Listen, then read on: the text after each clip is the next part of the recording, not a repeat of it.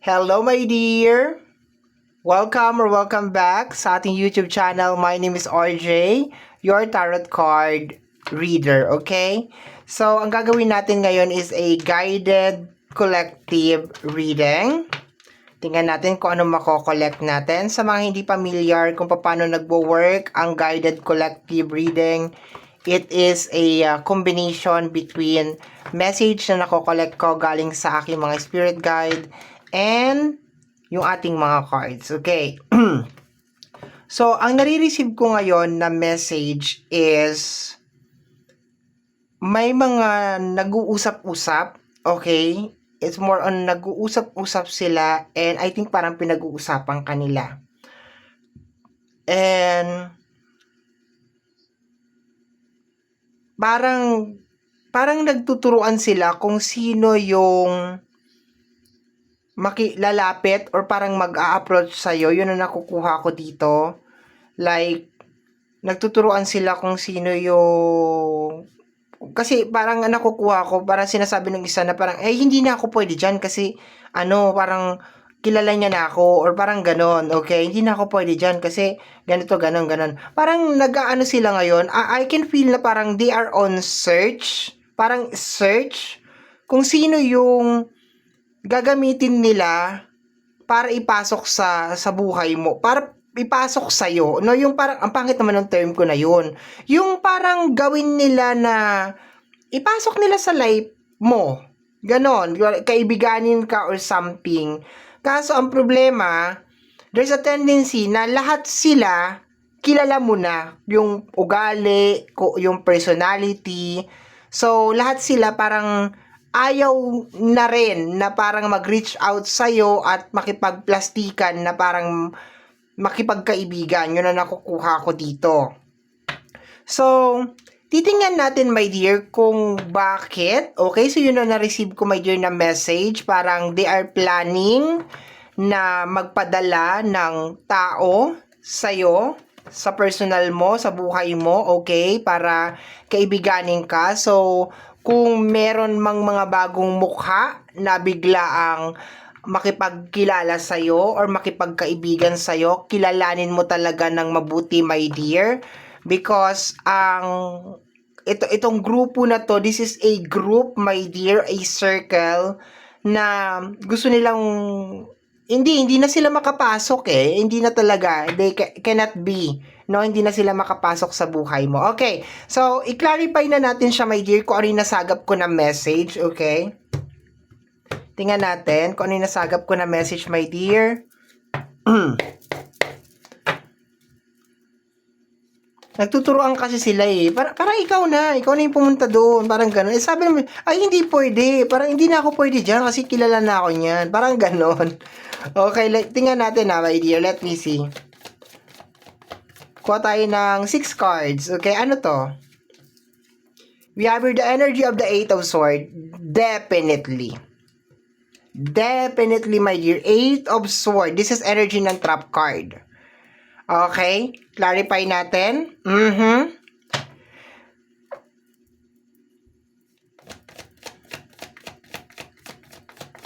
Parang gusto nila, my dear, na malagay ka sa sitwasyon na alanganin or tingnan nga natin. Okay, eto daw.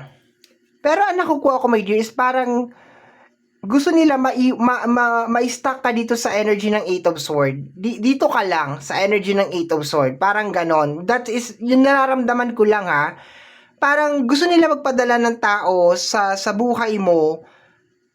Kasi para una, makita nila kung ano yung mga ginagawa mo, strategy mo, something like that. Okay? Kasi baka wala na silang information na nakukuha about you. We have here the energy of the night. Ayan yung sinasabi ko, my dear, sa nag-o-offer. Night is energy of offering. Okay? Offering yan. Okay? So, be careful, my dear. Be careful sa mga tao na papasok sa buhay mo, lalo na yung mga bagong mga mukha. Okay? Kasi baka pa-LBC yan ng kabila. Okay? The 10 of Cups and the 3 of Swords. Balak kang i-heartbroken. Okay, kilalanin mo na maigi, my dear, ha? Possible na ipasok to sa love. Okay, possible na ipasok nila to sa love kasi ang Knight of Cups is a knight and shining armor. And meron din energy dito ng Ten of Cups, which is possible na may kinalaman sa love, okay? Possible naman na mag-offer to ng relationship or mag-offer ng friendship, pwede naman, my dear. Pero dahil merong energy ng Three of Swords, hindi ko siya nagugustuhan kasi there's a tendency, my dear, na meron tong hidden agenda. Okay? So, kung ano man tong balak nila, my dear, is definitely hindi maganda. Makikita mo naman sa card natin sa table. Like, hindi siya maganda, my dear. Okay? So, once again, ulit-ulitin ko, mag-ingat ka sa mga taong papapasukin mo sa buhay mo. Kilatisin mo talaga ng mabuti, okay? At saka sa mga kakausapin mo, okay? Kasi as of this moment, gusto nila makakuha ng information tungkol sa'yo, okay? Gusto nila malaman kung ano mga next move mo. Okay, tingnan natin. We have here, yes, definitely gusto ka nila ma-stack. That is the Four of Cups, my dear. Gusto ka na lang ma-stack. Okay? Gusto ka nila ma-stack. Meron ka ng dalawang stack card over here. Kasi, dito may sa reading natin, partner to. Okay? Kaya yan, kung titingnan mo, meron silang gustong ipadala sa energy ng Knight para ma-stack ka dito. Definitely, my dear, baka meron kang pinagdadaanan as of this moment or meron kang problema as of this moment. And, I can see, my dear, na baka gusto nilang masigurado, my dear, na hindi ka makakaalis dyan sa sitwasyon na yan. Okay? Dito naman, my dear, ayan gusto niya sirain, okay? Is either gustong sirain yung pamilya mo, gustong sirain yung mga pangarap mo, okay? And dito, tingnan natin yung clarification. Clarification ng ating Four of Cups. Paki-clarify po ang ating Four of Cups. We have here the energy of the Nine of Cups. May kinalaman sa yung mga manifestation, my dear. Okay? Nine of Cups is energy of wish fulfillment. I think, gusto nila, my dear, na mag-stop ka, tumigil ka, na mag-wish or ipagpatuloy kung ano man yung bagay na ginagawa mo. They're trying to sabotage, my dear. Okay, yun ang nakukuha ko dito. They're trying to sabotage. Okay, na makaalis ka dyan sa sitwasyon na yan. Tingnan natin yung bottom deck. Hidden message. We have here, yes, slowly but surely, my dear, nakakaalis ka na sa energy ng Six of Swords. Slowly but surely, my dear, nakakaalis ka na sa energy ng Six of Swords. And ayaw nila na makaalis ka dyan. Kaya magpapadala sila ng tao, my dear, na sisirain, my dear, ang iyong momentum. Possible para hindi ka makapag-focus. Possible para hindi ka makagawa ng paraan para makaalis ka dyan. Kasi this is the energy of the Six of Swords. Ibig sabihin, dahan-dahan ka na, my dear, nakakaalis dyan sa energy ng Eight of Swords na posibleng sila din ang may kagagawan. Okay? Possible yan. Posibleng-posible, my dear. Okay? So, tingnan natin. Basta kilatisin mo lang, my dear, yung mga tao na papasok, my dear, sa buhay mo, yung mga ganyan. Lalo na yung masyadong curious sa mga nangyayari sa buhay mo, yung para bang nag-iimbestiga, nagtatanong, nag-uusisa. Okay, ganon. Kasi there's a high possibility, my dear, na yan ay padala sa iyo ng padala sa iyo ng mga padala galing sa LBC. Okay, tingnan natin, my dear, additional cards pa tayo. We have here you turn pain into gain. Okay, so nilagay ka nila sa energy ng Eight of Swords. Okay, ginawa nila miserable ang buhay mo. As much as possible, ginawa nila, my dear. Okay? And sabi dito, you turn pain into gain. Ginawa mo siyang, pag sinabing pain into gain, is more on parang, yung ginawa mo siyang muscle. Okay? Yung pain is, parang in-embrace mo yung pain. Kasi parang, yung ano ba, paano ko ba paliwanag to? Yung pain na pinagdadaanan mo, my dear, is na-convert mo into something positive. Ganon. Na-convert mo siya into something na positive. So, therefore, tama yung sinasabi ko kanina na dahan-dahan ka nang nakakaalis dyan sa sitwasyon na yan.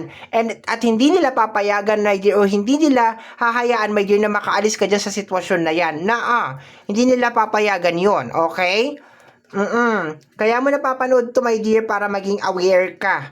Maging aware ka, my dear, na possible na magpadala sila ng mga tao, okay, sa buhay mo, kakaibiganin ka, ayan, ganyan, or baka meron mga tao na magbabalik loob, pero ang pinaka main intention, my dear, is mag-spy, okay, mag-spy sa buhay mo, tingnan ko ano yung mga ginagawa mo, tingnan yung mga strategy mo, at siguraduhin, my dear, na hindi ka makakaalis dyan sa sitwasyon mo na yan, okay?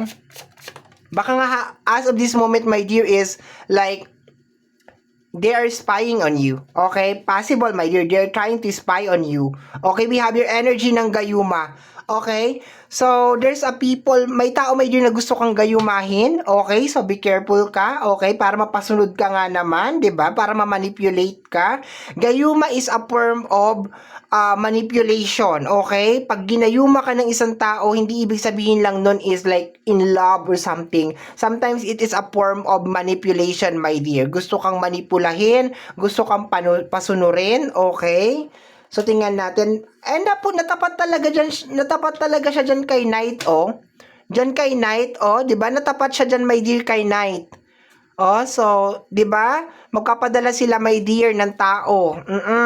So, yung mga mamahalin, yung mga magmamahal diyan, yung mga single diyan, okay? Or maski yung mga taken, okay? Be careful ka kasi meron tayong 3 of Swords at saka 10 of Cups over here. Willing silang sirain ang pamilya or ang pinaka-target nila, my dear, na next is sirain ang pamilya mo, ha? So, be careful, my dear. Be careful sa mga tao na papapasukin mo. Be careful sa mga tao na pagsasabihan mo ng mga ginagawa mo, ng mga plano mo sa buhay because may mga nag-gathered ng information, okay? Willing silang sirain ang pamilya mo. Willing silang sirain. 10 of Cups and the 3 of Swords. Willing silang sirain, my dear, okay? Willing silang sirain ang pamilya mo pag awayin kayo ng asawa mo or something. Willing sila. Let me see. Oo nga, no. If you are in a relationship, willing silang sirain yung relationship mo, my dear. Kasi nga naman, pag nasira ang relationship mo, titigil ang mundo mo. Pag tumigil ang mundo mo, lalo ka mai-stuck sa sitwasyon na yan. Okay, possible ang next target nila is your family or your relationship. And willing sila magpadala ng Knight of Cups over here para landiin ka or i-flirty-flirty ka. Okay? Pero para sa mga single, mas maingat dapat. Mas be careful dapat ang mga single, ha?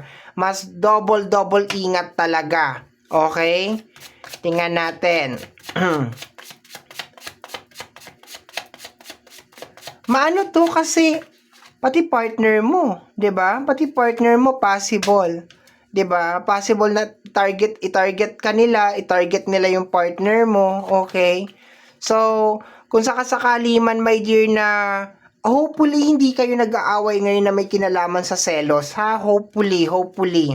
Okay, we have here I used to defend myself from rumors and lie, 'di ba? Dati kasi, my dear, pinapatulan mo tong mga to. No, dati konting ano lang, talagang nagre-react ka na and gustong-gusto nila 'yon. Gustong-gusto nila 'yon, my dear. And mas may access sila sa iyo during that time. May access sila sa iyo. Ngayon kasi nawalan sila ng access sa iyo.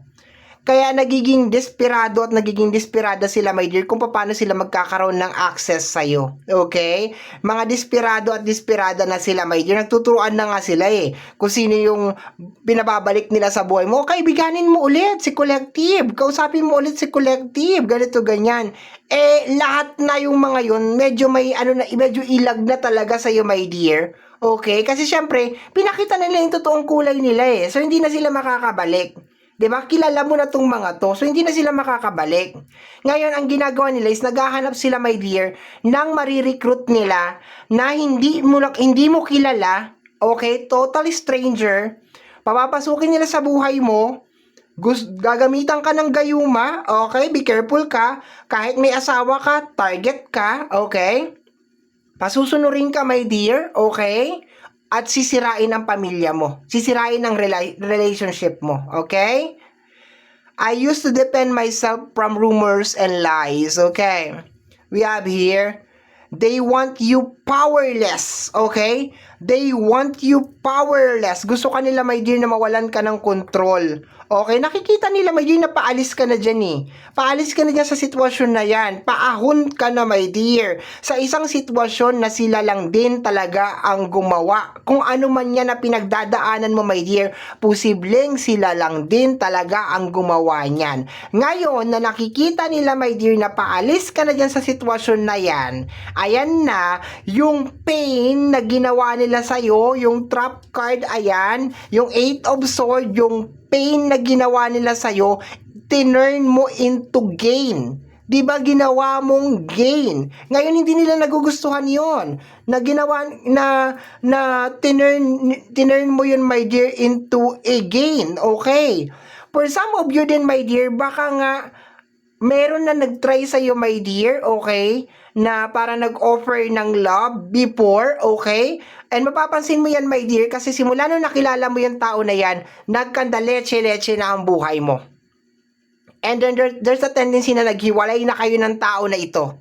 Okay, there's a tendency kasi gayuma. Kasi my dear, hindi nila to itatry ulit kung hindi to nag-work before. So there's a tendency, my dear, na baka nagpadala sila ng tao noon, naniligawan ka, na parang inano ka, tapos na alam mo, ginayuma ka or something, naging sunod-sunuran ka sa tao na yun and everything, and then baka ngayon hiwalay na kayo nito. Kaya itong mga tao na to ngayon is naghahanap ulit ng willing na mag-participate.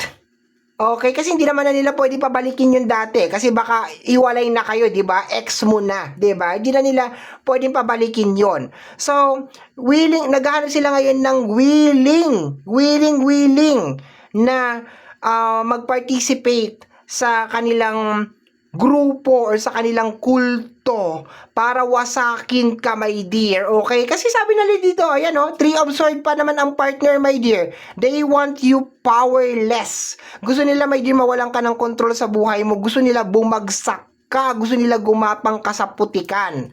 Okay? Itong mga nag-uusap-usap na to at nagbabalak, my dear. Okay? Gusto nila, my dear, mawalan ka ng control sa buhay mo. Okay? Tingnan natin. We have here, healing is just realizing over and over again that I used to tolerate that.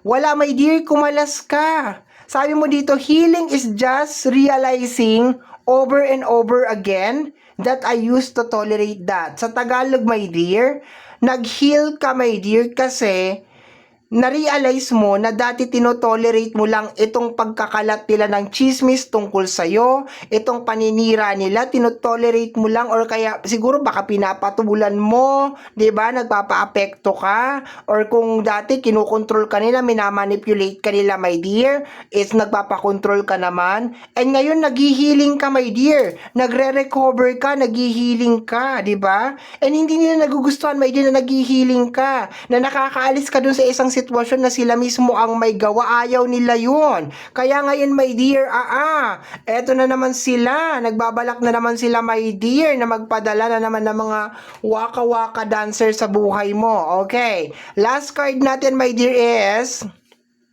relatives. For some of you, my dear, is relatives mo ito. Okay? Kakilala mo, relatives mo, definitely matindi ang inggit sa'yo nitong mga ito, my dear. Okay? Grabe ang inggit sa'yo nito. Possible na mga kamag-anak mo ito, my dear, na maraming mga circle of friends, my dear, na ginagamit yung mga circle of friends nila, my dear, para 'di ba, i-monitor ka para malaman yung mga bagay na ginagawa mo, and then isabotage. Ang nangyari dito, my dear, is you turn the pain into gain. You used to defend yourself from rumors and lies.